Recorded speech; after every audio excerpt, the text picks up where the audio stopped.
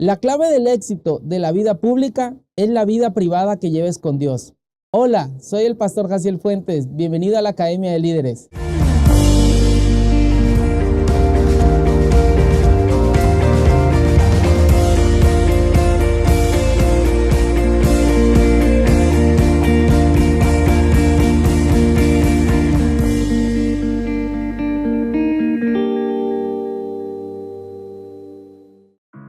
El nombre de este capítulo es la oración transformadora. En el Salmo 139, verso 15 nos dice lo siguiente: No fue encubierto de ti mi cuerpo, bien que en oculto fui formado y entretejido en lo más profundo de la tierra. En este pasaje, David describe que de la misma manera en que los seres humanos somos formados en el vientre de nuestra madre, ahí en lo oculto, donde nadie más existe, donde nadie más ve lo que sucede, de esa misma manera Dios forma nuestra vida en lo oculto. Y ahora que tú estás comenzando esta nueva vida en Cristo, Él va a irte transformando día a día. Pero eso no va a suceder en público. El Espíritu Santo siempre trabaja en la intimidad de nuestro corazón. Él trata con nosotros en lo íntimo y no en lo público. Él nos forma, nos corrige, nos indica qué debemos cambiar, qué debemos mejorar en nuestra vida. Pero Él no lo hace de una manera pública para exhibirnos, sino Él siempre lo hará de manera íntima, de manera privada.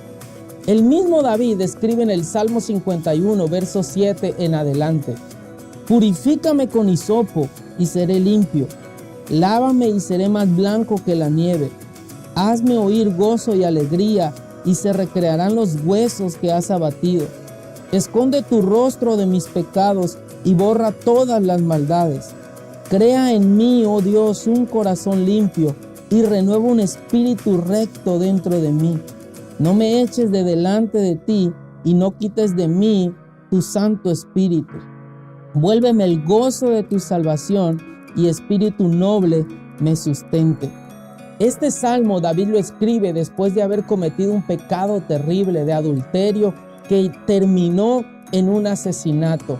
Y David, en un gesto de arrepentimiento genuino, escribe este salmo y le dice a Dios: purifícame, renuévame, límpiame, no apartes de mí tu Santo Espíritu. Y es que es por medio del Espíritu de Dios que nosotros podemos ser renovados. Es la única manera en que podamos ser transformados. Es Dios a través de su Espíritu que nos renueva, que nos transforma. Por lo tanto, si hay áreas en tu vida donde Dios tiene que transformarte aún, pídeselo así como David. Todos tenemos esas áreas, aún yo mismo, y debemos de buscar la comunión con el Espíritu Santo en intimidad para que Él nos renueve, para que Él nos transforme, para que Él cambie nuestra vida. Jesús también dijo, y está escrito en Mateo 6:6, Mas tú cuando ores, entra en tu aposento y cerrada la puerta, ora a tu Padre que está en secreto. Y tu Padre que ve en lo secreto te recompensará en público. Aquí aprendemos a través de Jesús que cuando tengamos la necesidad de orar o cuando vayamos a orar, busquemos un lugar donde estemos a solas. Él dice: entra a tu aposento. Hoy podemos decir: entra a tu cuarto o entra a un lugar donde nadie más te ve y ora a tu Padre que está en lo secreto, tu Padre que ve lo secreto. Ahí tú puedes desahogar tu corazón, ahí tú puedes ser honesto, sin temor de que alguien te pueda señalar, de que alguien te pueda juzgar. Ahí Dios va a tratar contigo. Y Jesús dice: tu Padre que ve en lo secreto te recompensará en público. Por eso comencé diciendo que la clave del éxito de la vida pública depende de tu vida privada con Dios, porque es ahí donde Él nos transforma, es ahí donde Él nos cambia. En ocasiones yo tenía temor cuando comencé mi vida cristiana de que Dios usara a alguien, sobre todo cuando venía un profeta a la iglesia. Yo sentía temor de que Dios hablara a través de ese profeta y me señalara mis pecados, mis fracasos, mis errores. Y yo decía: qué vergüenza. Y literalmente yo huía de los profetas. Yo no quería ir a una reunión donde estuviera uno de ellos porque tenía ese temor. Pero después me di cuenta que Dios, como un buen padre, siempre que nos corrige, lo hará en la intimidad. Él nunca nos va a exhibir delante de los demás. Él va a tomarnos a solas. Y es ahí a solas donde Él ha tratado conmigo, con mi carácter. Ahí es donde Él me ha confrontado. Ahí es donde Él me ha corregido. Ahí es donde Él me ha hecho un mejor padre, hermano, hijo, pastor. Pero es una oración guiada por el Espíritu Santo. Es cuando nosotros nos apartamos de todo lo demás y nos concentramos en buscar al Espíritu Santo. Toma tiempo cada día para buscarlo a Él a solas. Apártate del ruido, de la distracción y toma un momento. Eso va a ser muy reconfortante y es ahí donde Dios te va a transformar. Seguramente eso se va a evidenciar en tu vida cotidiana y todos quienes están alrededor lo van a notar. Ahora, quiero que veamos cómo era la relación de Dios con las personas antes de que Cristo viniera a morir por nosotros. En Éxodo 34 encontramos lo siguiente. Y él estuvo allí con Jehová 40 días y 40 noches. No comió pan ni bebió agua, y escribió en tabla las palabras del pacto, los 10 mandamientos. Y aconteció que descendiendo Moisés del monte de Sinaí, con las 2 tablas de testimonio en su mano, al descender del monte, no sabía Moisés que la piel de su rostro resplandecía después de que hubo hablado con Moisés. Y Aarón y todos los hijos de Israel miraron a Moisés, y he aquí la piel de su rostro era resplandeciente, y tuvieron miedo de acercarse a él.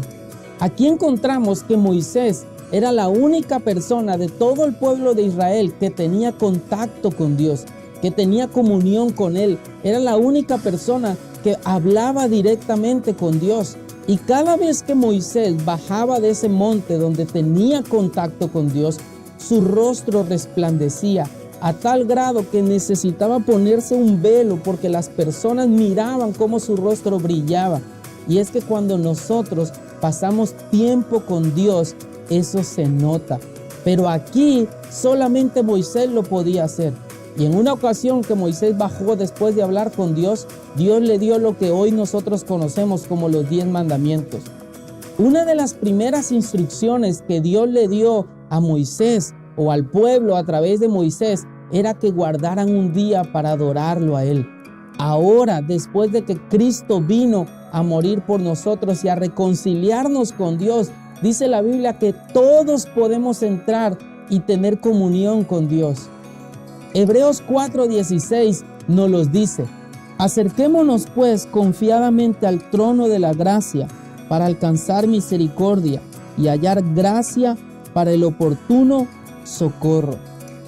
Dice la Biblia que nosotros hoy podemos acercarnos confiadamente, cualquiera, no como antes que solo Moisés lo podía hacer. Después de Moisés, solo el sumo sacerdote podía entrar ante la presencia de Dios una vez al año. ¿Te imaginas eso? Solo una vez al año podían hablar con Dios y tener relación con Él. Pero ahora, en Cristo Jesús, tú y yo podemos entrar cuantas veces querramos. Y la Biblia dice que podemos entrar confiadamente ante ese trono de la gracia y encontrar el socorro, el oportuno socorro que necesitamos, encontrar la gracia que es suficiente, que nos cubre, sin importar tu condición, sin importar cómo seas, sin importar si has pecado incluso, puedes acercarte, porque es ahí, en ese lugar de gracia, donde Él nos transforma, nos renueva. Romanos 12:1 también nos dice así: así que, hermanos, os ruego por la misericordia de Dios que presentéis vuestros cuerpos en sacrificio vivo, santo, agradable a Dios, que es vuestro culto racional. No os conforméis a este siglo, sino transformaos por medio de la renovación de vuestro entendimiento, para que comprobéis cuál es la voluntad de Dios, agradable y perfecta.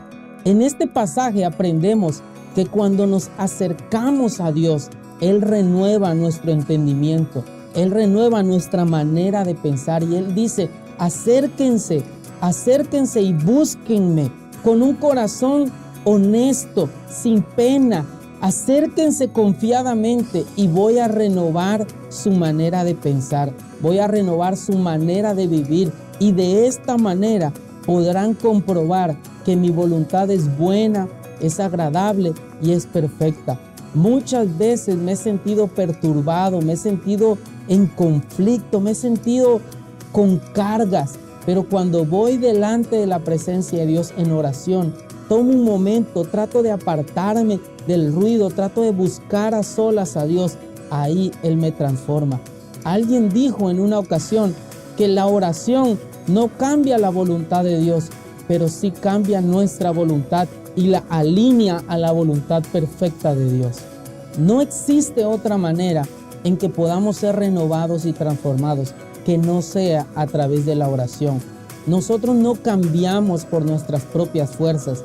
Quizás alguno de ustedes lo ha intentado muchas veces, pero es Dios quien genera en nosotros ese cambio cuando lo buscamos a Él a solas, cuando oramos. Orar no es un lujo, créemelo, orar es una necesidad. Y orar no es para los santos ni para los perfectos. Muchos piensan que no pueden orar porque pecaron, porque le fallaron a Dios. Pero ¿sabes qué?